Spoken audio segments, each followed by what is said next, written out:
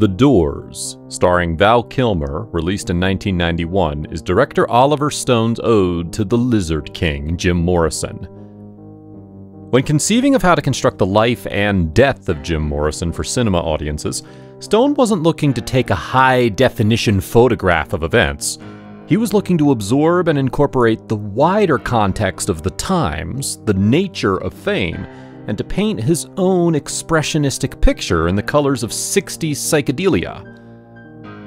Now, while Kilmer's performance as Morrison is rightly heralded as a phenomenal, should-have-won the Oscar portrayal that hits eerily close to the mark and stands as a tribute to Kilmer's ability, it is still only an actor's interpretation of a director's interpretation of a real person. The narrative conventions of a biopic film often require the compositing, shortcutting, filling in the gaps, punching up, and compression of one's life. And in doing so, Stone's choices as director and co-screenwriter of the piece tends not to receive the ovation and praise that Kilmer's performance enjoyed. Hundreds of fact-check articles and interviews and videos continue to point out alleged historical inaccuracies. And many of the people represented on screen had a problem with the gonzo-style, don't let the facts get in the way of a good story approach to telling certain aspects of Morrison's life and persona. "Artistic license is no defense," cried the naysayers. And to this very day, Stone remains accused of using his lens and imagination to reduce Morrison down to nothing more than a self-destructive dipsomaniac, pouting and scowling his way through a sociopathic existence, rocking and reeling on a roller coaster of lunacy that would ultimately derail his music, his mind, and his life. As a character study, or character assassination, depending on your point of view, critics of Stone and his work were often, many, and vocal. It would be forever complained that the movie did its best to present a case for the prosecution rather than the defense of Morrison's legacy. Another aspect that might be seen as a drawback is the limited exploration of the other band members. While Kilmer's performance dominates the screen, the supporting cast delivers solid, on-point performances, but their roles could have been more deeply developed, perhaps. Despite the backlash from various quarters, most of the biographical and key events in the screenplay, depicting the rise and stumble of the Doors, did happen, in one form or another at least. And the sets, wardrobe, and production design recreated environments and fashions in stunningly accurate detail. Huge portions of the film's budget were spent replicating the Whiskey A Go-Go and the Sunset Strip and the Haight-Ashbury section of San Francisco. The concert scenes are some of the greatest recreations of a historical concert ever put on film. The film immerses the audience in a whirlwind of tilted visuals, distorted realities, and intense performances, capturing the vibe of the counterculture movement of the time. The film successfully depicts the chaotic and hedonistic spirit of the era, rendering the highs and lows of the band's journey. The film's narrative structure is non-linear, often delving into dreamlike sequences and surreal imagery, echoing the mystique and experimental nature of the Doors' music. Stone employs many of his signature visual techniques, from varied film stocks and handheld camera movements to contradictory cutaways and swooping crane shots, creating an immersive and visceral experience that Stone purposely designed to flow in sync with the band's back catalog of tracks. At the heart of this ambitious biopic was Val Kilmer's extraordinary portrayal of Jim Morrison. Kilmer's performance is nothing short of remarkable, capturing Morrison's magnetism, charisma, and inner turmoil with astonishing precision. He embodies Morrison's stage presence, capturing his provocative nature, poetic soul, and the constant struggle between self-destruction and artistic brilliance. Kilmer's commitment to the role shines through as he not only delivers a captivating physical resemblance, but also captures Morrison's voice and mannerisms. Kilmer, in one of his career-defining roles, delves deep into the complex psyche of Morrison, exploring his artistic ambitions, his demons, and the destructive forces that ultimately led to his tragic demise. Stone honored his own intentions to not shy away from depicting the darker aspects of Morrison's life, including his struggles with substance abuse, the positive and negative influences he invited into his life, and beneath everything, the profound impact fame had on his identity. It's a performance worthy of examination. Kilmer's representation is a masterclass in immersive transformation, and a testament to the power of dedicated artistry. For anyone unfamiliar with The Doors, they were a Los Angeles band that hit big in the 1960s. The Doors were the creative vehicle for poet and singer Jim Morrison, one of rock music's truly enduring figures. The other musicians in The Doors consisted of keyboardist Ray Manzarek, guitarist Robbie Krieger, and drummer John Densmore. The band combined backgrounds in classical music and a keen appreciation of Chicago blues with the improvisational freestyling of a jazz band. Morrison's smooth voice, his elegiac lyrics that wore Arthur Rimbaud, Albert Camus, and William Blake on their sleeve, and his rock showmanship evoked reactions and would break down the wall between himself and the audience, akin to German cabaret and edgy experimental theater. The Doors were established as an ambitious, boundary-smashing, controversial yet pioneering must-see act that, in a very short frame of time, would revolutionize the sound of music and the stagecraft of live performance. Morrison died before his time on July 3, 1971 in Paris, France.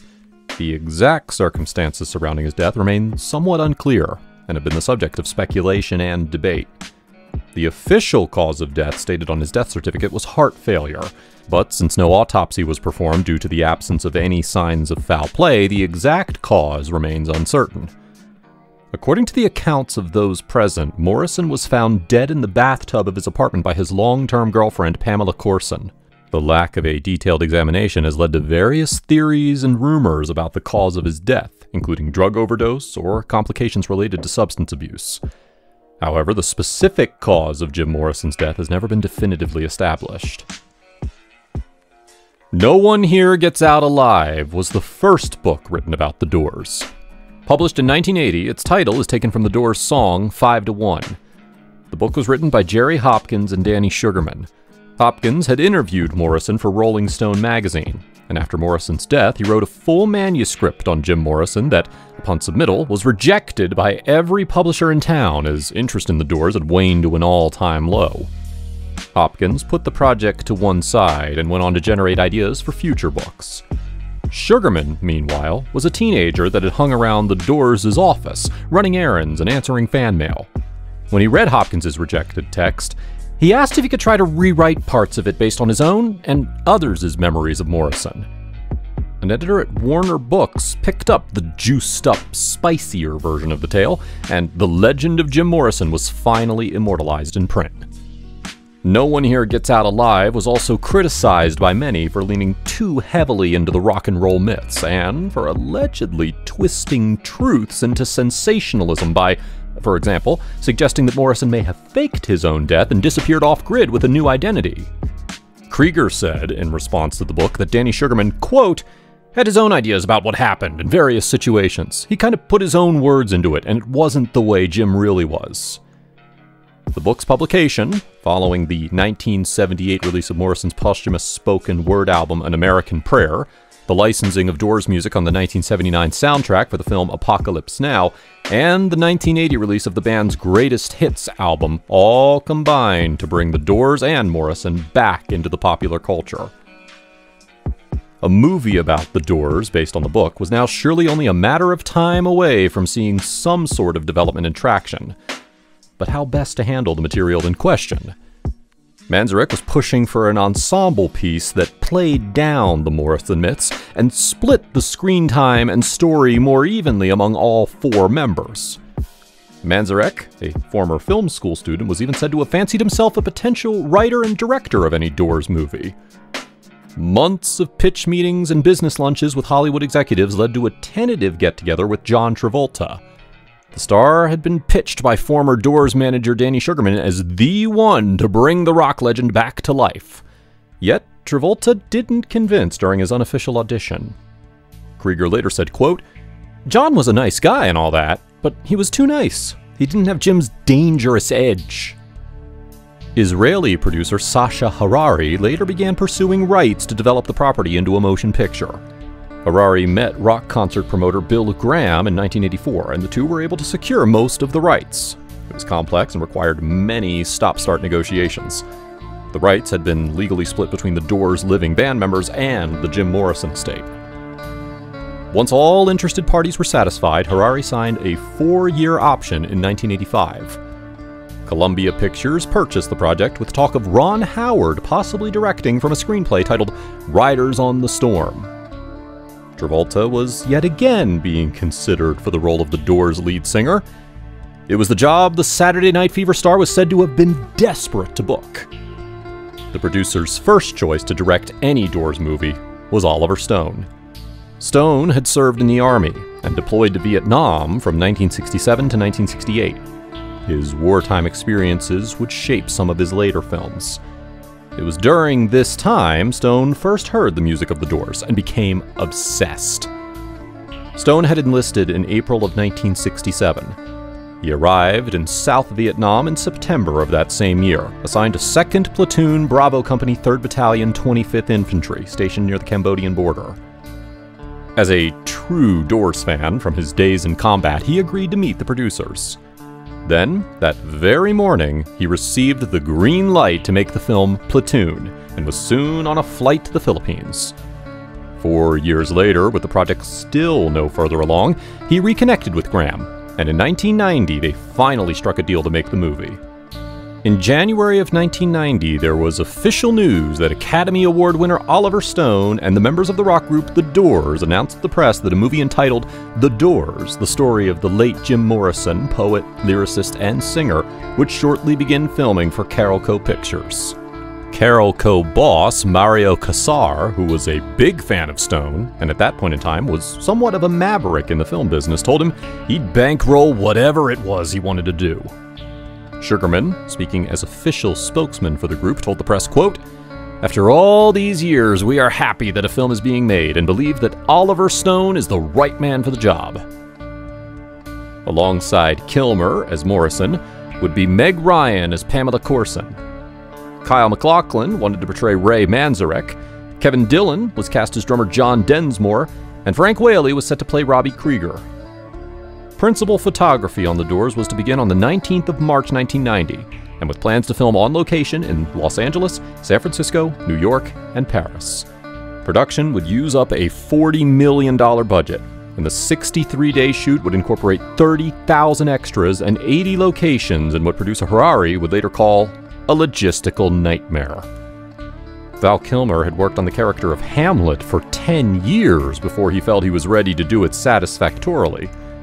And, in the case of approaching the iconic and much-loved Jim Morrison, the actor would draw upon every element inside of him to try and embody the character all the way. Now, while Kilmer admits to previously using laid-back nonchalance and cool guy indifference to ignite a casting director's interest, this time he did the heavy lifting and worked hard to shine and impress the director. He says it wasn't a choice, it was a compulsion. A calling from who knows where and who knows why. Stone initially questioned the idea, and he wasn't quite sure he could see Kilmer in the role. The word was that various other singers and actors had been approached. Jason Patric, Timothy Hutton, and Christian Slater all read. Charlie Sheen at one point wanted the rights to make his own version. John Travolta's name wouldn't go away.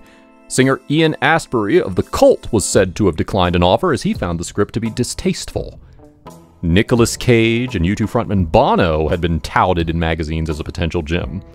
But the producer is said to have immediately ruled out a no-name actor, given that he'd raised $40 million of the budget and wanted to see massive ticket sales and hoped that a hot cast would generate such.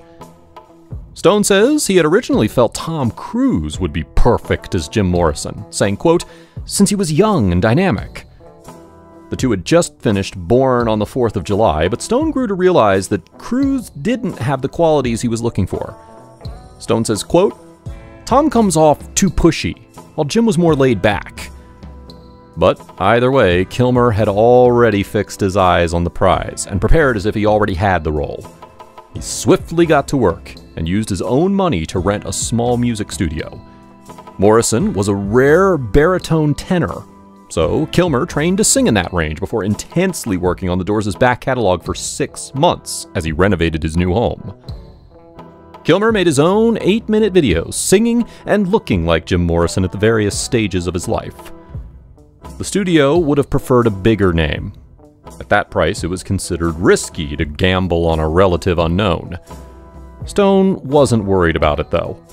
He was more concerned how Kilmer was going to approach the part. Before filming started, the director met with Val and said, "The biggest problem we could have with this movie is if you're going to be a Morrison as a method actor. You're going to have to find the Gary Oldman kind of ability to walk out of it and walk into it, and that's going to be hard, because if you're going to behave like Morrison in the trailer or off camera, we're going to have some major problems." The two had a series of one-to-one meetings, and Stone reiterated this point several times to his star. Stone says, quote, "I just wanted to make it real clear that he had an obligation once I accepted him. I said, Val, you've got to be very clear, because I'm going to come down on you like bricks if you violate this agreement." Kilmer knew that bigger names than him were vying for the part, and so his bold idea was to then finish his recordings of the songs and present 2 tapes to Oliver as well as to the original members of The Doors. One tape would be Kilmer singing, the other was actually Morrison's original tracks. He wanted to see if Stone and The Doors could tell which was which. Kilmer's singing voice impressed everyone, so Stone offered him the time to record several records with the band's longtime and legendary producer, Paul Rothchild. Rothchild would sit in the engineer's booth and work on every technical detail and nuance of Kilmer's singing voice. As a producer and professional, he would always give notes immediately and demand the artists follow his instructions to the absolute letter. Kilmer learned 50 songs for the film, 15 of which were performed on screen in the film. Rothchild says everything on screen, except one scream and 5 lines of vocals, is Kilmer's own singing. Kilmer rehearsed the music day and night. He was obsessive about nailing Morrison's intonation and exact phrasing, and even started to develop some of the same of Jim's occasional dislikes of the recording process. Kilmer said, quote, "Sometimes I tell Paul Rothchild, I know what I'm supposed to do, but I don't like this song. That's why it sounds so dry. I just don't like it." And 9 times out of 10, Paul would come onto the headset and say, Jim hated the song too. For the concert scenes, the 4 actors playing The Doors, Kilmer, McLachlan, Whaley, and Dylan, received musical coaching from living Doors members Krieger and Densmore, as well as from Rothchild. All of Kilmer's on-screen singing was pre-recorded. A 24-track mobile recording truck was brought to the set to capture both dialogue and singing, in the event that the recording could be used in post-production. Stone had acquired The Doors' original master tracks, so audio engineers were able to separate Morrison's vocals from the instrumental tracks and mix in Kilmer's voice. Rothchild told journalists, quote, "I spent hundreds of hours with him interrogating me about what Jim would think in this or that situation. We might have been out to dinner, for instance, and a waiter would do something and he would say, 'What would Jim have done there?' I kept on filling his cup with anecdotes, stories, tragic moments, humorous moments, how Jim thought, what were my interpretations of Jim's lyrics. That became more of the focus of the singing character than actually the mechanics of the singing. I would help him in some pronunciations, idiomatic things that Jim would do that made the song sound like Jim, to the extent that the Doors themselves had difficulty telling whether it was Val singing or Jim singing. Early on, I'd bring them into a recording studio and I randomly switched Val and Jim, and they guessed wrong 80% of the time."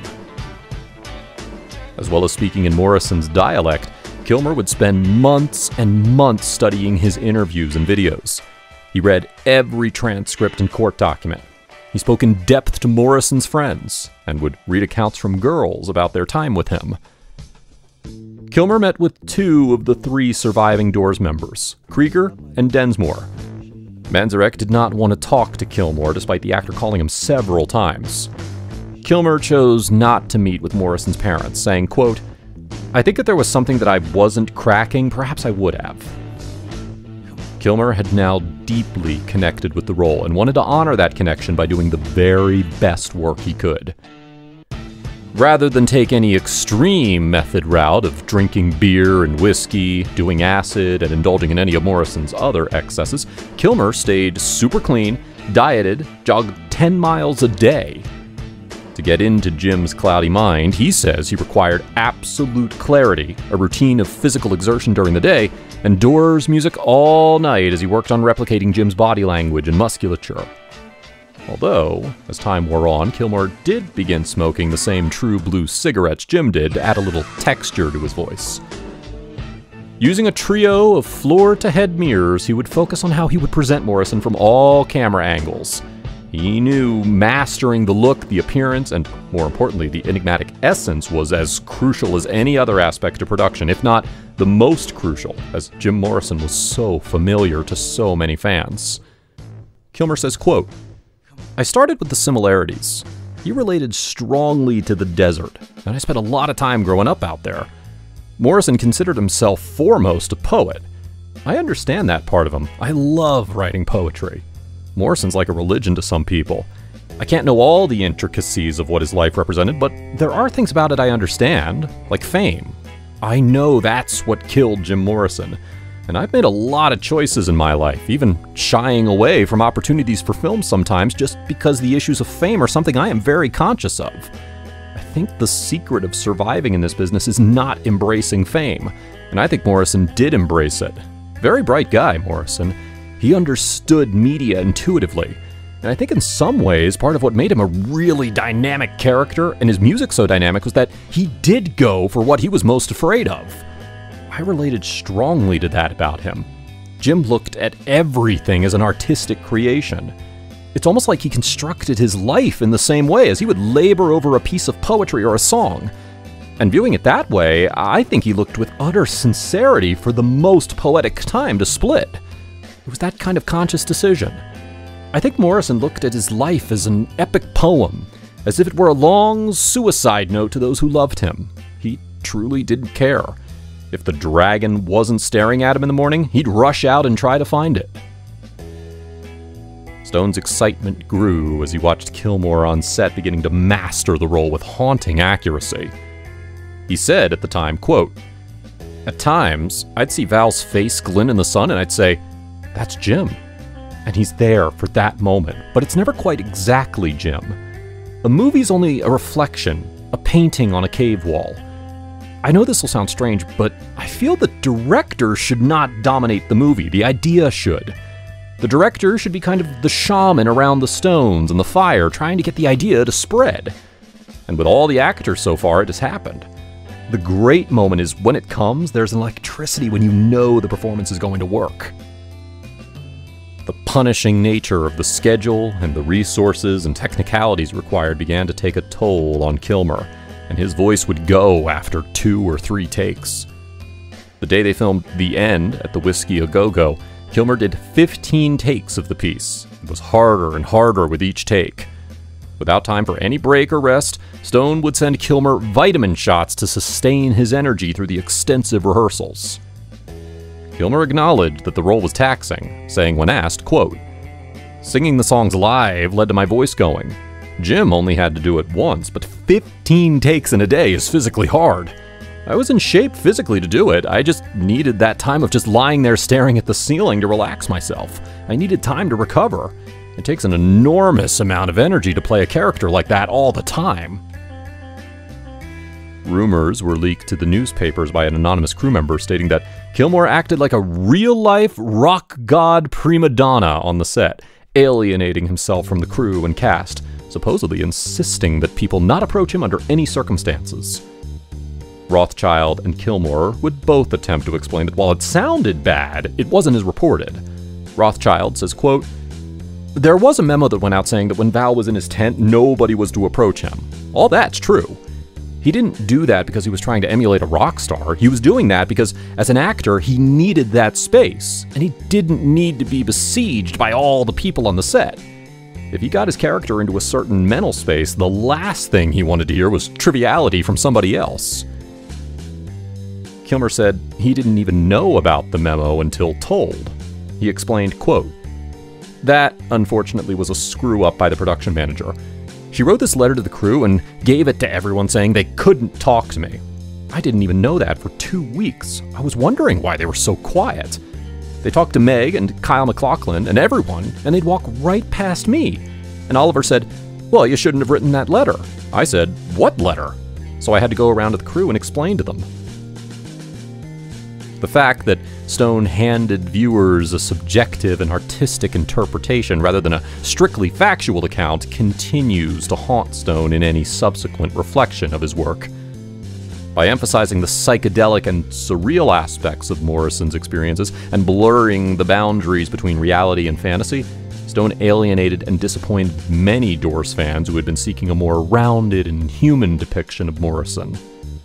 Critics of the film who are well versed in the life and times of Morrison continue to agree that amidst the visual spectacle and Kilmer's striking portrayal of Morrison, the film teeters on the precipice of mythologization, that Stone succumbs to the temptation of elevating Morrison to an almost godlike figure, endowed with a prophetic aura and an insatiable appetite for excess. This romanticized rendering blurs the line between fact and fiction, concealing the nuanced complexities of Morrison's character beneath a veil of grandiosity. Other criticisms volleyed at the film centered around Stone's directorial approach, and how he seemed intent on capturing the dark allure of rock and roll rebellion, but in doing so, risked sacrificing a deeper exploration of the band's musical evolution and the broader cultural context that shaped their artistry. Despite these criticisms, the film does offer a visceral and hypnotic experience, amplified by a pulsating soundtrack that incorporates the Doors' iconic songs. It captures the raw energy of the band's performances, providing glimpses into the stormy dynamics that fueled their music. Kilmer's performance as Morrison is undoubtedly a standout, capturing the charismatic magnetism and volatile nature of the troubled frontman. Still, even the most anti-Stone people out there conceded that, even though it may fall short of an incisive examination, it serves as a captivating time capsule, capturing the glory of a band and its beguiling frontman in all their distorted glory. However, Manzarek, who had always remained against the biopic and was perhaps the biggest critic, said, quote, "Oliver Stone is the anti-Doors. Oliver Stone's movie makes Jim out to be an alcoholic, drunk weirdo, a strange poet totally out of control, and you never see the intellectual side of Jim Morrison. You never see the wit, the charm, the elegance. You never get a sense of the real poet. You see a crazed Jim Morrison. The film portrays Jim as a violent, drunken fool. That wasn't Jim. When I walked out of the movie, I thought, geez, who was that jerk? Jim didn't light Pam's closet on fire. He didn't throw a TV set at me. His student film didn't have images from Triumph of the Will. That was totally made up. And Jim never quit film school. He graduated from UCLA. All you see is Jim as a drunken hedonist. The tragedy is that fame consumed him. But that wasn't Jim's message. He was intelligent. He was loving. He was a good man who believed in freedom and in questioning authority. But you never know that from seeing this film." Stone thinks the accusations of turning Jim into a dark character are unwarranted. Stone would reply, quote, "Morrison was even darker than we showed in a lot of ways. Look at the lyrics near his death. From the transcripts I read, and those were the closest I ever came to Jim, what struck me was the sadness and depression. I assumed from the records that he had a lot more fun, but it seemed like he had become this Dionysian figure that was denied fun. He had sexual problems. He was an alcoholic in the severe sense, in that he had a cutoff point, so he couldn't really enjoy drinking. It was an all-or-nothing affair. His sensitivity to drugs dropped. He couldn't even enjoy most drugs anymore. He had to go beyond, into heroin. Everything got jaded. The beautiful women I thought would be all around him were not, on closer inspection, so beautiful after all." Kilmer would say years later, quote, "I offered an approach to Oliver. I thought there was more to the story than the basic idea of sex, drugs, and rock and roll. I thought it crucial to represent Jim as a true poet whose forefather was Rimbaud, and through Rimbaud, the beat poets Ferlinghetti, Ginsberg, and Corso. Before Rimbaud was William Blake, the mystic 18th century poet who wrote in The Marriage of Heaven and Hell, now quoting William Blake, 'If the doors of perception were cleansed, everything would appear to man as it is, infinite.'" Kilmer's quote continues, "Aldous Huxley borrowed Blake's phrase, 'the doors of perception,' for the title of his book about psychedelics. I felt we needed desperately to dramatize how deeply Jim wrestled with words, in much the same way as John Keats. He, too, a poet overwhelmed by beauty, yet obsessed with the need to express it. A poet whose early death at age 25 in some ways mirrored Jim's. Why is it that poets feel this need to connect with their ancestors? Is it that we all must identify with a tribe? I lobbied Oliver about including some scenes which I hoped would reveal Jim as a serious poet trying to figure out his life through his religion, art, and he made many changes to accommodate my commitment.